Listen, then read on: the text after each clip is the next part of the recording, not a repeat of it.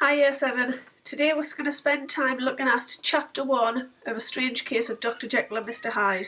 Once we all understand Chapter 1 and what happens, because I know it's quite difficult, a text without a teacher, that should help everybody with all of your booklets for the first chapter.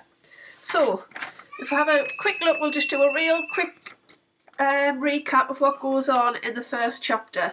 So you've got this within your booklets to read in the little extracts, or you can download a PDF if you type into Google Dr Jekyll and Mr Hyde PDF, a free one will come up for you. So it starts off, we've got two characters in this chapter, Mr Enfield, just trying to see where best to place that, Mr Enfield and Mr Utterson. Mr Utterson is a lawyer, he's a very respectable character you would think, and he's out on a walk with his friend, which he does weekly, and it gives him great pleasure just going out. He's quite a simple man. Going out and having just a walk is one of his most exciting things, a bit like us at the minute. So it starts off with the door. So they walk past a door, and the two men are discussing whether or not they've seen this door before. And as you can see, it's quite dilapidated. There's no evidence of it being looked after. It doesn't look like it's a nice house or that the people within it are looking after it. And Mr Enfield says to Dr Utterson, "Have you ever seen that door before? Do you know anything about it?" And Mr Utterson says no, and Enfield says, "Well, one night I was out for a walk and I saw a really strange, misshapen man. He was ugly to look at.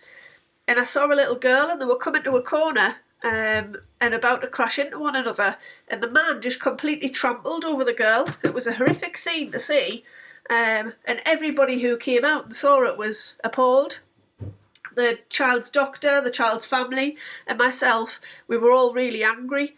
And we said to the man, the strange misshapen man who said his name was Hyde, that he should give the family and give the girl some compensation, and he agreed to give £10 worth of gold and a cheque for the rest, which equalled £100 all in all, which is quite a lot of money at the time that this was written, set in the Victorian era.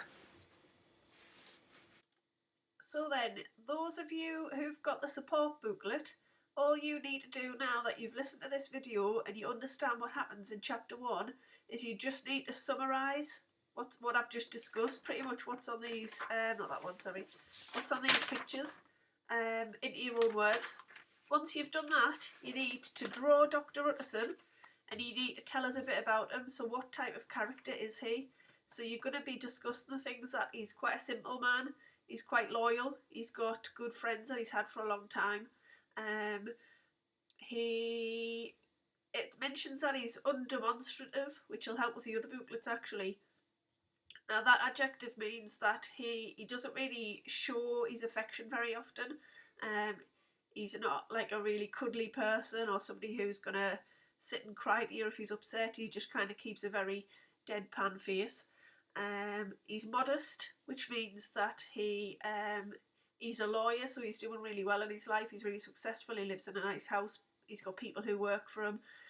He's got people who work within his house, cooks, cleaners, all that kind of thing, but he doesn't show off. Like I say, he's very modest, the opposite to boastful. So that's another thing about him. And like I said earlier, he takes great pleasure in his walk, so he has a really simple life where the simplest things are all that he wants. He doesn't want excess things within his life to make him happy. He's not bothered about posh items or the latest whatever that would be in the Victorian era. So that is Mr Utterson in a nutshell. Let's just double check. So that should help you all with all of your booklets then. Well done. Chapter 1 complete. Chapter 2 coming soon.